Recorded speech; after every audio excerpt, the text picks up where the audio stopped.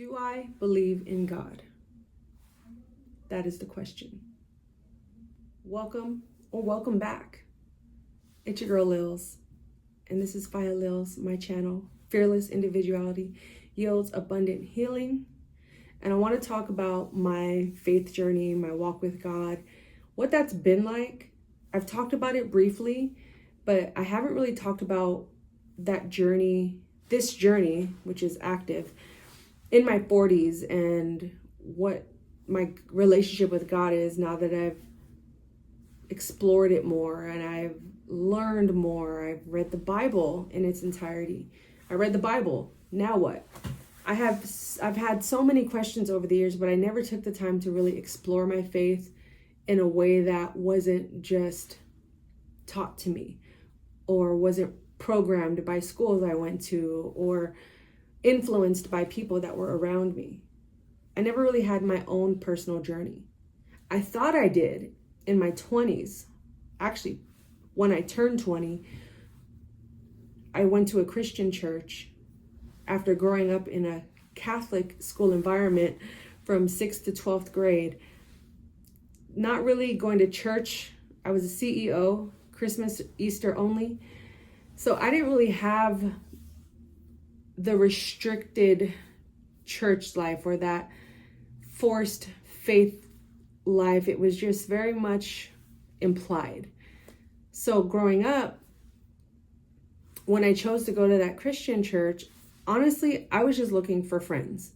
College was a very lonely experience for me. And my freshman year, it was fine because I was surrounded by all of the same people. Well, most of the same people I had went to high school with. I legitimately went from my high school and then my college was across the street. So it wasn't that big of a change. And I went to 2 colleges. So I had friends at the city college and the state college. So that was cool. And I played sports, right? But there was something that happened between the end of my freshman year and going into my second year of college where friends started to take different paths. I wasn't going to class as much as I used to. I was going to class in the morning and then I have the afternoons and the evenings free. And I realized, dang, I didn't ever stop to make friends that were new. Like I had classmates, but we didn't hang out, and I was very antisocial and, introverted, nervous all the time. And I was very focused on school and being a good student, being a good athlete. But in college, I only played one sport. So that my second year of college, I found myself just at home alone a lot and staying in touch here and there with a handful of friends, but nothing really serious. So by the time, the middle of my second year of college hit, I ran into some old friends from my little league. And that kind of introduced me to a whole new world of people. And I was so excited because this person was like a caveat into a world that had always been there, but I was just too shy to explore. And it happened to be connected to a church. So that went on for about, I would say, 2 years, maybe 2.5.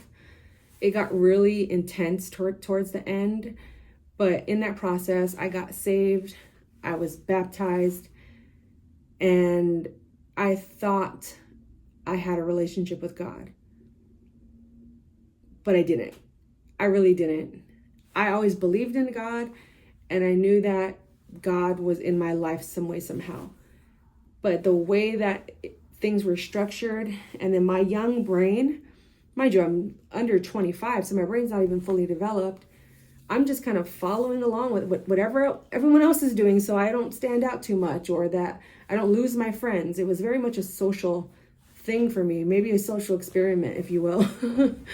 And when I talked about friends, I mentioned in a previous episode vlog, a core member of that church is still one of my closest friends to this day, and I'm very close with her family. So it wasn't all bad, but looking back in hindsight, my view 10 years ago compared to me now 22 years ago is completely different in my relationship with God and how I've built my faith and how I honestly think that the church is doing things incorrectly. And I haven't had that much experience with many churches, but I do know most of them follow a certain formula that is a little bit above basic entry, but also not quite fully expert level or even compassionate towards those that either are really struggling or don't have a lot of money. For example, and mind you, I'm just kind of speaking from the heart right now and speaking from experiences. Leave comments if you feel like what I'm saying is what you don't believe in or don't agree in. This is just my experience and what I have gone through to get where I am today.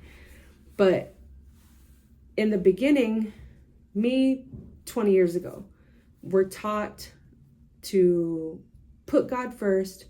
So I always had that belief. I always put God first, but go to church every Sunday. And then you have all these other church events. So you're overly booked with church events.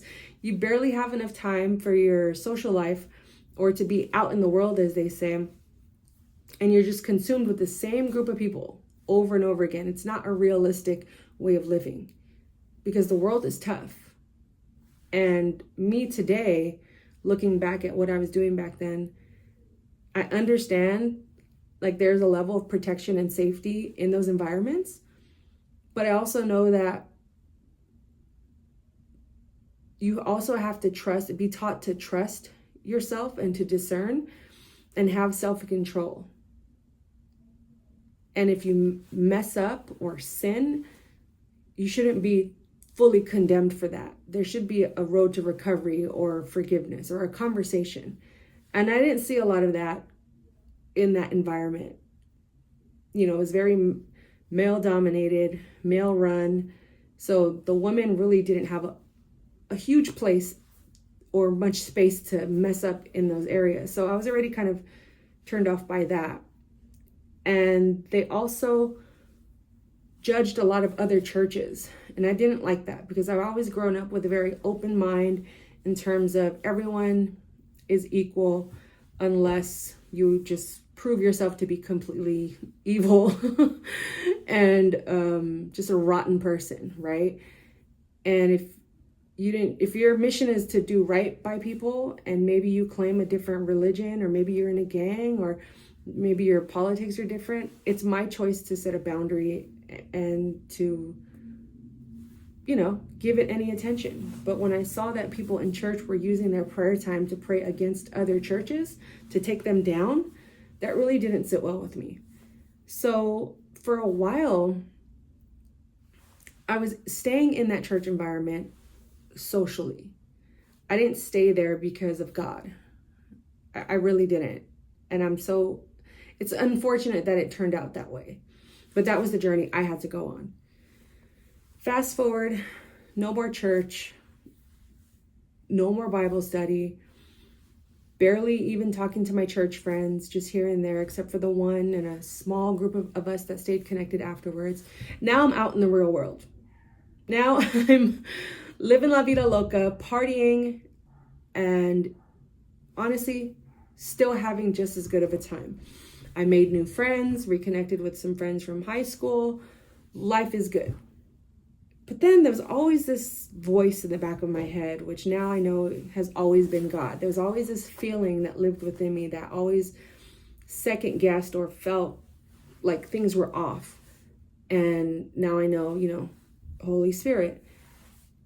But I wasn't ever ready to fully accept those truths because, again, I just wanted to be accepted. I just wanted to feel loved. I just wanted to feel connection with my peers because I didn't have that for so long. And even in high school, I went to school, played sports, went to practice, went home.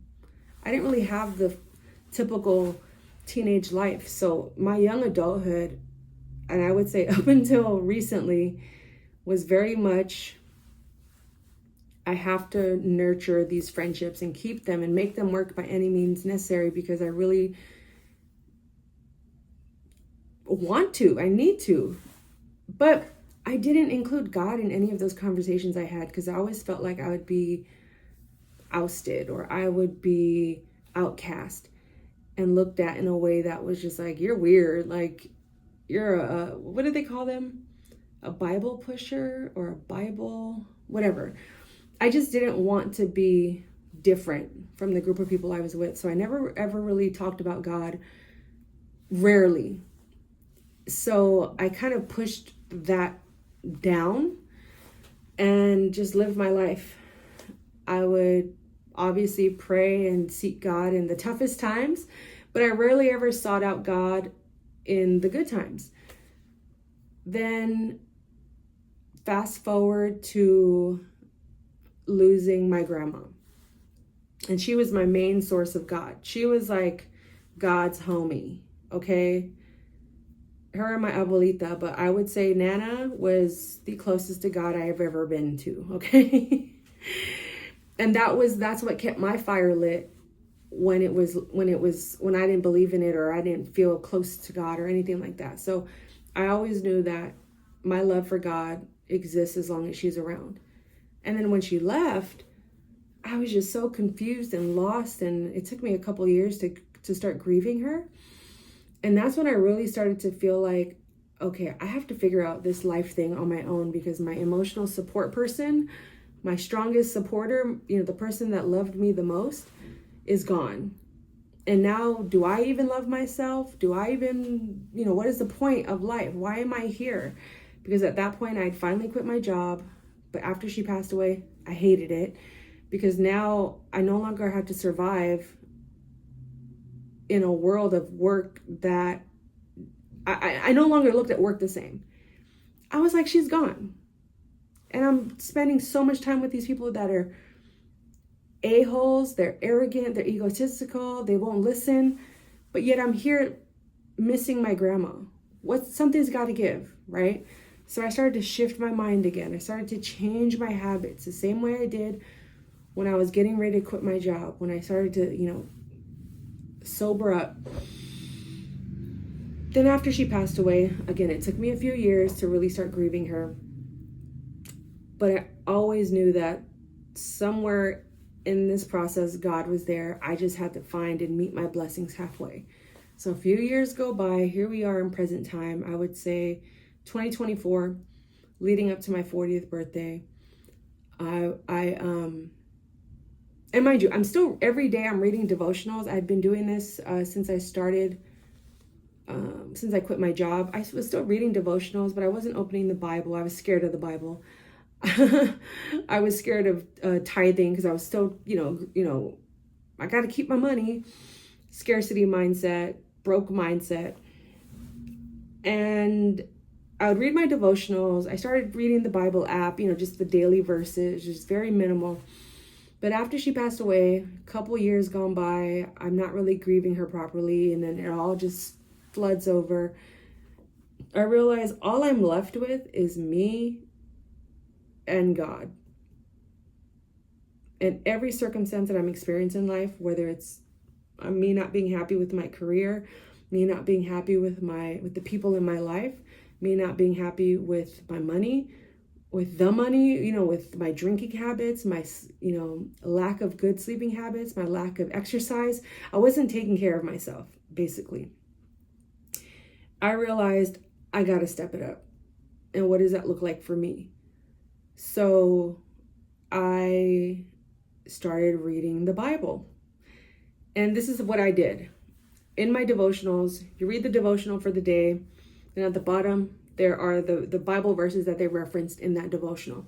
So I said, okay, this is the summer when I turned 40. So let me start reading. I went into my nephew's room, and he had a stack of Bibles after I had cleaned his room that I found. And I just grabbed the first one that felt right. I grabbed my Bible from high school. Forgot it was even in that pile. No joke. So talk about alignment and God speaking to me, trying to get through to me, right? Grabbed the Bible, and I was like, opening it. I'm like, oh my God, it's mine. For real. Oh my God, it's mine. And I gradually just start reading the verses in the devotionals, right? Then I start to ask myself questions about, certain verses and things of that nature. And I was like, I think I want to read the Bible. I think I want to start reading the Bible. I don't know when, but I think I'm going to make it a goal. But at the time, I was already reading these other books, and I had put the idea of reading the Bible away. And I was like immersing myself in all these like business and self-help and money books. Then I finished reading Money Mastered the Game. It's basically the size of the Bible. And I thought that book was going to change my perspective of money.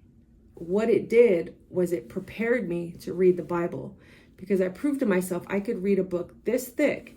Do I have it on me? I could read a book this thick in a matter of months. I could definitely read the Bible. In fact, I now have to read the Bible, because it doesn't feel right in my spirit and my soul if I read any other book at this point before the Bible. I felt like an immediate shift after I finished that book. And then I started exercising. I said, I'm 40 now. I got to take care of my body. I started to, again, my perspective and views of partying and drinking mostly, started to change. I didn't like it. I didn't like who I was surrounding myself with. Now I'm starting to read the Bible and pray more, journaling more, gratitude journals, prioritizing gratitude. This is all God working through me not realizing it fully. Then at the end of the year of 2024, when it all hit the fan and my friend group and I just parted ways after 15 plus years of knowing each other, being around each other, I said, okay, if I don't handle this correctly, I cannot wait 2 years to start grieving what I just experienced. I have to grieve this now in real time. And it was a random TikTok that I saw about the Luke challenge. And my secular brain was like, Uncle Luke, the rapper? No, it was this is around Christmas time. So Luke, the Bible book, one of the Gospels. And it had 24 chapters, enough to lead you into Christmas Eve. And I said, you know what? I'm going to start there. Because I didn't feel called to start from, page 1 of the Bible. So I said, I need a good entry point. And that was my entry point into the Bible, was the book of Luke. And every day I would just read one chapter. Simple, easy, manageable. Did that, and I enjoyed it. It's still to this day one of my favorite books. And that led into the new year. So Christmas happens. It's 1 week before the new year. And I said, I'm ready to read the Bible in its entirety. And I set out to read the Bible in all of 2025. I said, I'm going to make this my year goal, like one of my goals. And I just would read it in the morning. And I did notice a big difference, because now I'm taking notes. Now I'm reading this from a 40-year-old's perspective. I'm reading this from all of my life experiences. I'm comparing it to like, oh my gosh, when I was going to church back then, or even when I went to church in middle school or high school, they don't talk about any of this stuff. I was reading, and I didn't read it in order. I would read it in ways that sometimes it'd be in order, and then other days I wouldn't know what to read next, and I would just let God talk to me. My praying intensified. My relationship to God, I started to believe and have faith and feel God, because my number one prayer before I started reading Luke, before I really immersed myself in the Bible, was, God, please remove the distractions from my life. And that's when the whole friendship breakup fiasco happened. I stopped drinking. And I said, thank you, God. I hear you loud and clear. I got it. Let's try it. And rate it 1 through 10. I wasn't going to mess this up. Heck no. So I said, I never read the Bible. Let me just try it. And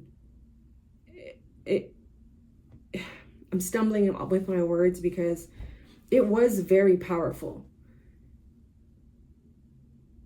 But I feel like it's not being translated the way that it's actually written.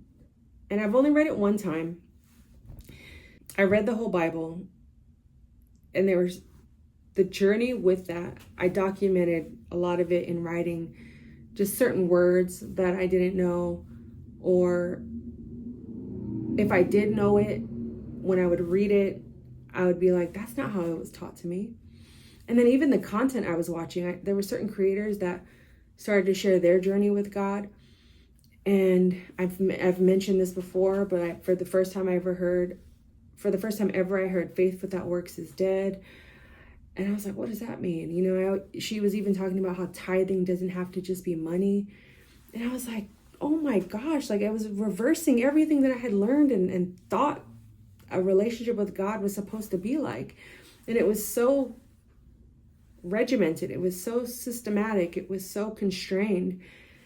Because at the time, just last year, I was so broke. You know, things have gotten a lot better, but I was broke in my mindset. I was broke in my heart. I was broken in the bank. I was broke in so many areas of my life. I needed a change quickly. And the process was the process, but it was like in real time, I was navigating what certain words meant and how it applied to my life and how I was using it or not using it. And tithing was definitely one of those things that changed my perspective and my relationship with money, because I was so caught up in it having to be sent to a church that it had to be 10%. But I didn't belong to a church. So that's where I was getting stuck. I was like, I don't belong to a church. I don't feel called to go to church at this point in my life anymore. Or, you know, I don't know. I'm not going to say it won't ever happen in the future, but I don't think that we have to be bound by one church either. I think it's okay to go on a church tour, explore different places and different religions.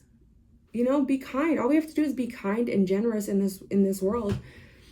That was another thing I learned, the fruit of the Spirit. And it really just opened my eyes about how I was living and how just territorial religion and most churches can be, and greedy when it comes to money, and how people build their relationships with their buildings. Church can happen anywhere.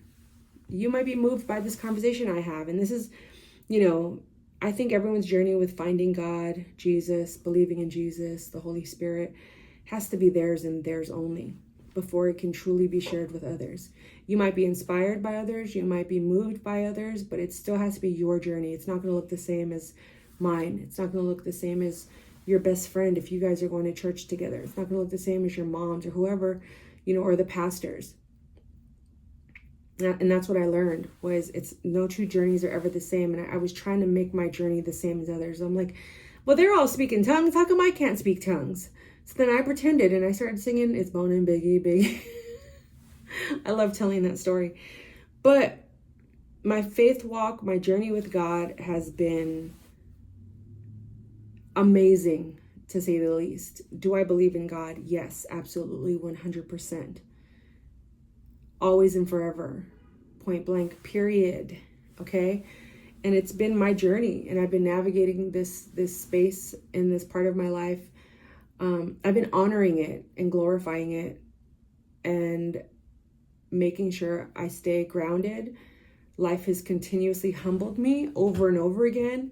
And I think my stubborn ways have definitely kept me in rooms and places and with people that I shouldn't have been around for too long. But I just refused, because that old version of me that just wanted community, that just wanted friendship, companionship, to feel included, was leading the charge, and it wasn't God. And since letting go of those old ways of, you know, and beliefs of myself and insecurities, and realizing that I'm good on my own. And I don't mean that in a way that I don't need anyone else. But God has shown me through and through everything, that I'm solid with God first. Period. And everyone else, everything else truly is a bonus. As long as we take care of each other and love each other, are kind, are generous, faithful, peaceful. There's so much I want to talk about and explore, but that has been my journey with God so far.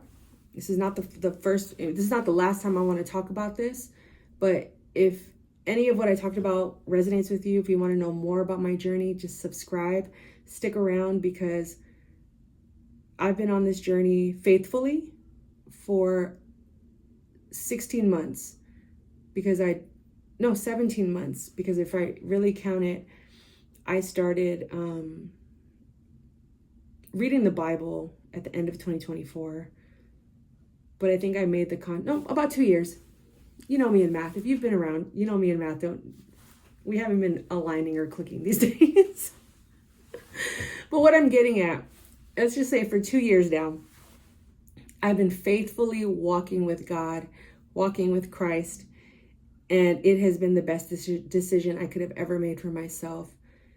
And I'm still learning lessons. I'm still listening. I'm still learning to be obedient, to have patience. I think that's the biggest lesson I've been learning every single day is patience, because I lack it even in the smallest things, which then affects my obedience and my discipline to just follow the plan and stick to the plan that God has for me. And the days where I can recount I actually stuck to the plan and followed through, it did work in my favor. And that's just the path I've been on. Do bad things still happen? Yes. Do I still experience heartbreak and loss and grief? Yes, I do. But I feel a different sense of healing, power, love. God's love is different than any type of love I ever experienced in my life. Nana's was probably the closest to it, like I said, but they were homies. They were best friends. And God's love is unlike anything else I've ever experienced in my life, and that's something I don't want to lose. And I encourage everyone to reach that point in their relationship with God. But I understand if God or Jesus, if you've had bad experiences with the church or the Bible or people forcing it down your throat, I get it. That's why I think it has to be an individual relationship between you and God first before you can go sharing it with the world or exploring it, because it is a very intimate, powerful choice and relationship and conversations, that some people aren't worthy of knowing about. They don't have to. And church and God exists beyond the church. God's love exists beyond the church, beyond a 10% tithe to a church. If you ain't got the money, tithe with your time. What is that? 2 hours, 2.5 hours, something like that.